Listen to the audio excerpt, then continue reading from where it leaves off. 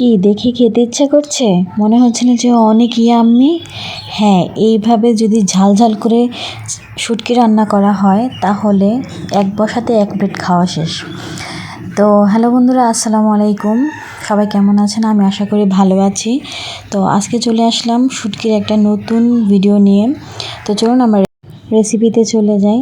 তো প্রথমে আমরা লোট্টা শুটকিগুলোকে বড় বড় করে টুকরো করে নিয়ে তারপরে হাই হিটে এটাকে টেলে নিব।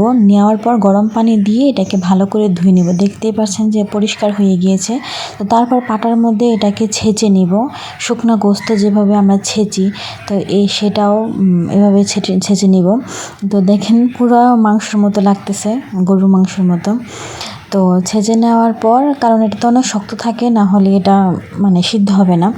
তারপর পর্যাপ্ত পরিমাণ সয়াবিন তেল দিয়ে নেব, সেখানে অনেকগুলো পেঁয়াজ কুচি দিয়ে নিব। তারপর পেঁয়াজ কুচিটাকে ভালো করে ব্রাউন করে ভেজে নিব।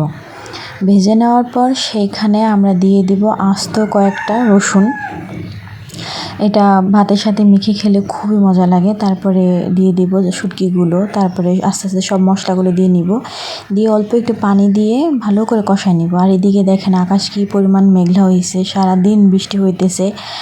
তো বৃষ্টির মধ্যে শুটকি খেতে কিন্তু খুবই ভালো লাগে। তো অল্প একটু পানি দিয়ে নিব যেন শুটকিটা আর রসুনটা ভালো করে সিদ্ধ হয়।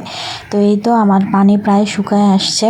এটা একবারে ভাজা ভাজা ভুনা ভুনা করে নিব। একবারে ভুনা মাংস যেমন ঠিক ওরকম মাংস ফেল, এক থালা ভাত নিমিশেই খাওয়া যায়। এই যে দেখেন আপনাদের ভাইয়াকে ভাত দিয়ে দিলাম, সে তো খাচ্ছে আর অন্যদিকে তার তো এদিকে পিকুকেও খাবার দিয়ে দিলাম, সেও খুব মজা করে খাচ্ছে।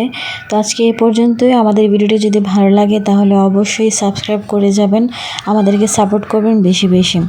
আল্লাহ হাফেজ, আসসালামু আলাইকুম।